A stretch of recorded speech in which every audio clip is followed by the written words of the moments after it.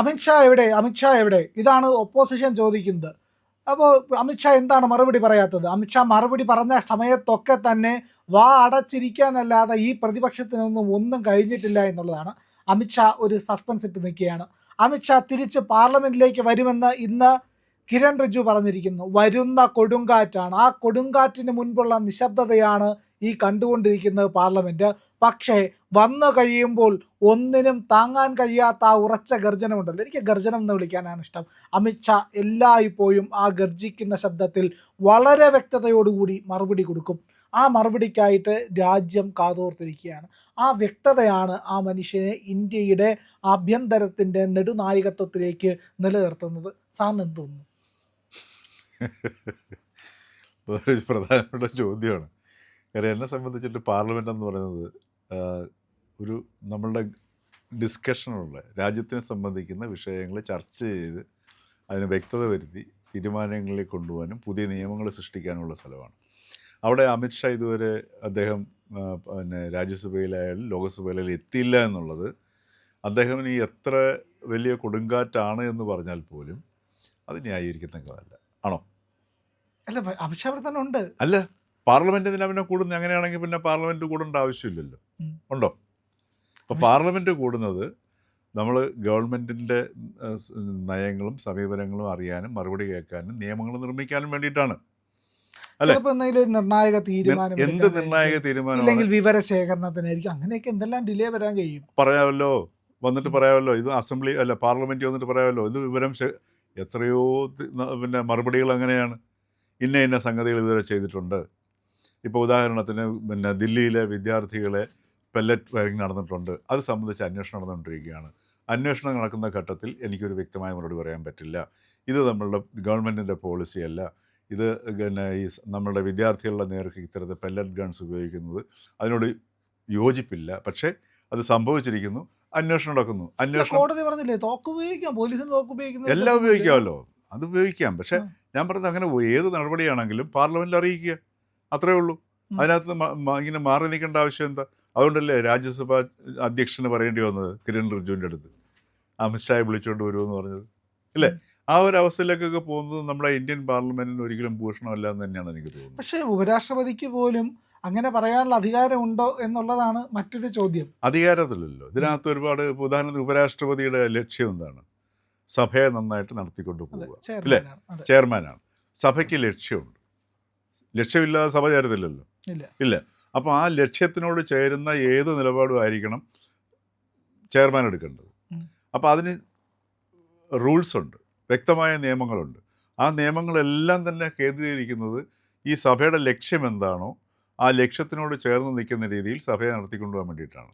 അപ്പോൾ സ്വാഭാവികമായിട്ടും ഇപ്പോൾ പ്രതിപക്ഷം ആവശ്യപ്പെടുന്നു, പിന്നെ ആഭ്യന്തരമന്ത്രിയെ കാണുന്നില്ല.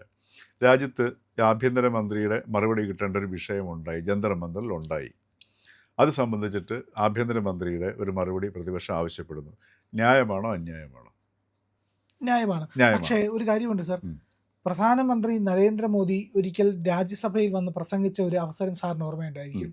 അതായത് മോദിയുടെ മുന്നിൽ വന്ന് സ്വന്തം വസ്ത്രങ്ങൾ പോലും വരച്ച് കയറി മോദി ആക്രമിച്ചു എന്ന് വരുത്തി തീർക്കാനുള്ള തിരക്കഥയുമായിട്ട് രാജ്യത്തെ പ്രതിപക്ഷം നിന്ന ദിവസം. ആ ദിവസം രാജ്യത്തെ ആരും മറക്കില്ല, ഒരു ജനാധിപത്യ വിശ്വാസിക്കും മറക്കാൻ കഴിയാത്ത ഒരു ദിവസമാണത്. അന്ന് പ്രധാനമന്ത്രി നരേന്ദ്രമോദിയുടെ ചോരയ്ക്ക് വേണ്ടി കൊതിച്ചവരാണ്. ഇവിടെയും വിളിച്ചു വരുത്തുന്നതിൻ്റെ ഒരു ലക്ഷ്യം പലപ്പോഴും ഇത്തരത്തിൽ എന്തെങ്കിലും ആണോ? കാരണം രാജ്യത്തെ അട്ടിമറിക്കാൻ വേണ്ടി സകല അടവുകളും പയറ്റാൻ നിന്നവരാണ് ഇപ്പോൾ ഇരിക്കുന്ന ഈ പ്രതിപക്ഷം എന്ന് പറയുന്നത്. എങ്ങനെ ഒരു സമരമുണ്ടായാൽ, ഒരു പ്രക്ഷോഭം ഉണ്ടായാൽ, അതായത് പരിഹരിക്കപ്പെട്ട പ്രശ്നത്തിന് മേൽ സമരമുണ്ടാക്കി ഒരു കലാപം ഉണ്ടാക്കി നേപ്പാൾ ആവർത്തിക്കും, ബംഗ്ലാദേശ് ആവർത്തിക്കും എന്ന് പറഞ്ഞ് വിളിച്ചു കൂവിയവരാണ്. അപ്പോൾ അവർ ചോദിക്കുന്ന സമയത്ത് മറുപടി കൊടുക്കണം എന്നുള്ള നിർബന്ധമൊന്നുമില്ല. സർക്കാർ കൃത്യമായ രീതിയിൽ പോകുന്നുണ്ട്, പ്രശ്നങ്ങൾ പരിഹരിക്കപ്പെട്ടിട്ടുണ്ട്, എന്നിട്ടും സമരം നടന്നു. അതിനകത്ത് ഒരുപാട് താല്പര്യങ്ങളുണ്ട് സർ. ഡൽഹി പോലീസ് തന്നെ പറഞ്ഞു, ISIയുടെ ആൾക്കാർ ഇവിടെ വന്നു, അവർ സ്ഫോടന സാമഗ്രികൾ സമാഹരിച്ചു, പക്ഷെ ജന്തർ മന്ദറിൽ പൊട്ടിക്കാൻ കഴിഞ്ഞില്ല. അതിനു മുമ്പ് അവരെ പിടിച്ചു എന്നുള്ളത് വാർത്തകളിലെല്ലാം വന്നു. അപ്പോൾ ഇത്തരത്തിലെല്ലാം നിലനിർത്തി ഒരു സാഹചര്യത്തെ ഉപയോഗപ്പെടുത്തിയ പ്രതിപക്ഷം എന്ത് ചതിക്ക് വേണ്ടിയിട്ടും ചെയ്യാം. അത് ഒരു നമ്മൾ മഹാഭാരതത്തിൽ വായിക്കുന്ന പോലെ ചതിപ്രയോഗത്തിൻ്റെ അങ്ങേയറ്റം നീചത്വം പേറുന്ന ഒരു വർഗമാണ് നമ്മുടെ പ്രതിപക്ഷം എന്നുള്ളത് കൂടി അല്ല മനസ്സിലാക്കുന്നത്. അത് അങ്ങനെയൊന്നും പറയരുത്. കാര്യം പ്രതിപക്ഷമല്ലേ. പ്രതിപക്ഷം എന്ന് പറയുമ്പോൾ ജനാധിപത്യ സംവിധാനത്തിലെ പ്രതിപക്ഷം എന്ന് പറഞ്ഞു കഴിഞ്ഞാൽ വളരെ പ്രധാനപ്പെട്ട ഒരു സംഗതിയാണ്. അതെ. അല്ലേ? ഇപ്പോൾ ഉദാഹരണത്തിന് ഇപ്പോൾ ഈ പക്ഷെ അവരുടെ നിലവാരം കൂടി പ്രശ്നമാണ്. അങ്ങനൊന്നും പറഞ്ഞിട്ട് കാര്യമില്ല. ഉം. നിലവാരം ഈ പറഞ്ഞ പ്രതിപക്ഷം പ്രതിപക്ഷത്തിൻ്റെതായ രീതിയിൽ പെരുമാറും. ഉം. അപ്പോൾ ആ പ്രതിപക്ഷത്തിൻ്റെ പെരുമാറ്റം ശരിയാണോ എന്ന് ചോദിച്ചാൽ എനിക്ക് അതിനോട് വിയോജിപ്പുണ്ട്. ഉം. കാര്യം അത് ശശി തരൂർ പറയുകയുണ്ടായി. പാർലമെൻറ്റ് ഡിസ്കഷന് വേണ്ടി ഉപയോഗിക്കണം. അഭിപ്രായങ്ങൾ പറയാനും ജനങ്ങളെ ബോധ്യപ്പെടുത്താനുള്ള അവസരങ്ങളായിട്ട് ഉപയോഗിക്കണം. അത് അദ്ദേഹത്തിൻ്റെ അഭിപ്രായമാണ്. അദ്ദേഹം കോൺഗ്രസ് വെറുതെ കിടന്ന് ബഹളം സ്തംഭിപ്പിച്ചിട്ട് കാര്യമില്ല എന്നുള്ളതാണ്.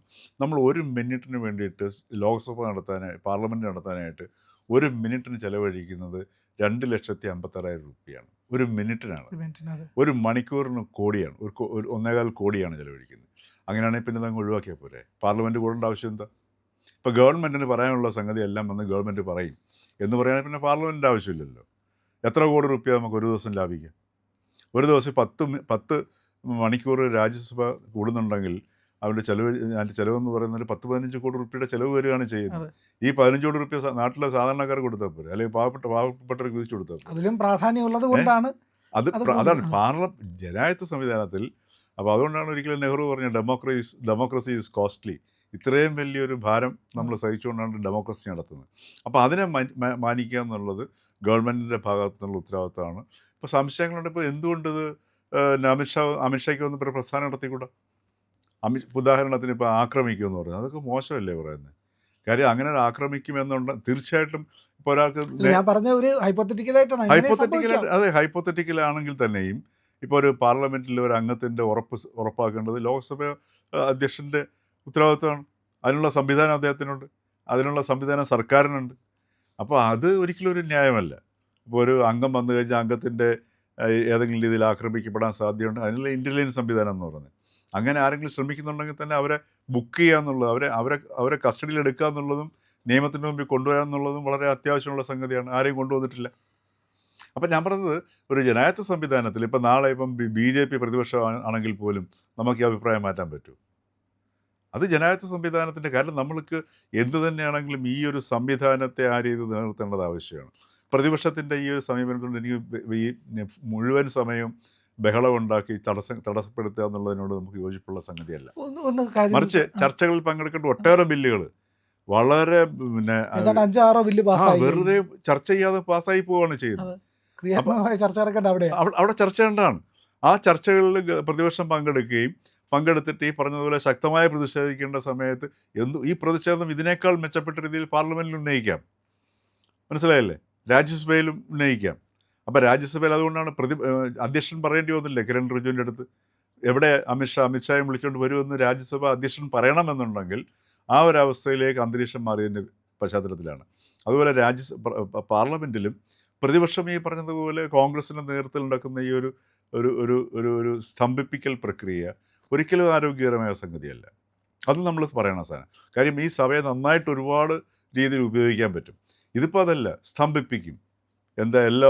ആരെങ്കിലും മൈൻഡ് ഇതാണ് ജൻസി. ഇവിടെയാണ് ജൻസി സമരത്തെ തിരിച്ചറിയേണ്ടത്. കാര്യം വിഷയങ്ങളിലേക്കല്ല ഈ പ്രതിപക്ഷം ശ്രദ്ധിക്കുന്നത്. ജനങ്ങളുടെ പ്രശ്നങ്ങളിലേക്കോ ജനങ്ങളുടെ ജീവിതത്തിലേക്കോ പ്രതിപക്ഷം ശ്രദ്ധിക്കുന്നില്ല എന്നുള്ള ബോധ്യം ഇവിടുത്തെ ജനതയ്ക്ക് വന്നത് അത് അവരുടെ ഈ പുത്തൻ തലമുറയുടെ ജീവിതത്തെ ബാധിക്കുന്നു എന്നുള്ളത് കണ്ടുകൊണ്ടാണ് ഈ ജൻസി പ്രക്ഷോഭം വന്നത്. ഈ ജൻസി പ്രക്ഷോഭം യഥാർത്ഥത്തിൽ ഇവിടെ സർക്കാരിനെതിരെയുള്ള പ്രക്ഷോഭം എന്നതിനേക്കാൾ ഉപരി പ്രതിപക്ഷത്തിനെതിരെയുള്ളൊരു പ്രക്ഷോഭം കൂടെയാണ്. പ്രതിപക്ഷം യൂസ്ലെസ് ആണെന്ന് കാണിച്ചതാണ് ജൻസി പ്രക്ഷോഭം. അതാണ് ശശി തരൂർ ബോംബെയിൽ നടന്ന India international movement four United Nations എന്ന് പറയുന്ന ആ ഒരു പരിപാടിയിൽ ഋഷഭ് ഷായുടെ ഇൻ്റർവ്യൂവിൽ ശശി തരൂർ പറഞ്ഞതാണ് ജൻസികളെ കേൾക്കാൻ പ്രതിപക്ഷം പരാജയപ്പെട്ടു. അല്ലേ? അത് യാഥാർത്ഥ്യമാണ്. അല്ലാതെ അദ്ദേഹം BJP സൂചിപ്പിക്കാൻ വേണ്ടിയല്ല പറഞ്ഞത്. ആ യാഥാർത്ഥ്യങ്ങളിലേക്ക് നോക്കാൻ പ്രതിപക്ഷവും തയ്യാറാവണം. അതേപോലെ തന്നെ അങ്ങനെ തയ്യാറാവുമ്പോഴാണ് ശരിക്കും പറഞ്ഞാൽ ഗവൺമെൻറ്റും കൂടുതൽ ഈ പറഞ്ഞ അക്കൗണ്ടബിൾ ആവുക. ഇവിടെ അക്കൗണ്ടബിലിറ്റി പ്രശ്നമാണ്. ഇവിടെ എന്തുകൊണ്ട് ഈ അമിത്ഷാ പാർലമെൻറ്റിൽ വന്നിട്ട് മറുപടി പറയാത്തതിന് നമുക്ക് ന്യായീകരിക്കാൻ പറ്റത്തില്ല. പക്ഷേ കിരൺ റിജിജു പറയുന്നുണ്ട് കൃത്യമായിട്ട് അദ്ദേഹം വരും, എല്ലാത്തിനും മറുപടി പറയുമെന്ന്. പക്ഷേ നിരന്തരമായിട്ട് ബഹളം വയ്ക്കുക, അലങ്കോലപ്പെടുത്താൻ അല്ല പ്രിയൻ, അതിനകത്ത് എനിക്ക് യോജിപ്പില്ല. കാരണം വെച്ചാൽ അമിത്ഷാ നമുക്ക് അറിയാൻ താല്പര്യമുണ്ട്. ഒരു സാധാരണ ഒരു വ്യക്തി, ഒരു പൗരൻ എന്ന നിലയിൽ ഈ ജന്തർ മന്ദറിൽ നടന്ന വിഷയത്തെക്കുറിച്ച് ഗവൺമെൻറ്റിൻ്റെ ഭാഷ്യം എന്താണ്? അവിടെ നടന്ന ആക്രമണങ്ങൾ, ലാത്തി ചാർജിനെ എങ്ങനെ, അല്ലെങ്കിൽ എങ്ങനെയാണത് കൈകാര്യം ചെയ്തത്? ഇപ്പോൾ സുപ്രീം കോടതി തന്നെ ആ പ്രശ്നം ഉന്നയിച്ചില്ലേ? അപ്പോൾ അത് സംബന്ധിച്ചിട്ട് ഗവൺമെൻറ്റിൻ്റെ ഭാഷ എന്താണെന്ന് അറിയാൻ ഓരോ പൗരനും അവകാശമുണ്ട്.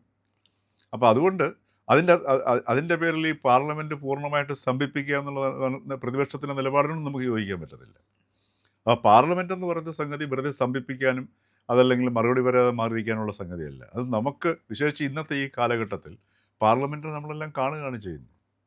എത്ര തന്നെ വിഷ്വൽസ് മാറ്റിക്കഴിഞ്ഞാൽ പോലും നമ്മുടെ മുമ്പിലേക്ക് കാണുകയാണ് ചെയ്യുന്നത്. അപ്പം വളരെ അർത്ഥവത്തായിട്ട് ഉപയോഗിക്കേണ്ട ഒരു കാലഘട്ടത്തിലാണ് നമ്മളിതിനെ വളരെ അപ്രസക്തമായിട്ട് പ്രതിപക്ഷമാണെങ്കിലും ഭരണപക്ഷമാണെങ്കിലും മാറ്റുന്നു എന്നുള്ളതാണ് യാഥാർത്ഥ്യം. മറ്റാരും പറയാത്ത വാർത്തകൾ ഞങ്ങൾ പറയുന്നുണ്ട്. ഉറപ്പായും ഞങ്ങളുടെ കൂടെ സഞ്ചരിക്കണം. ചാനൽ സബ്സ്ക്രൈബ് ചെയ്തിട്ടില്ലെങ്കിൽ ചെയ്യണേ.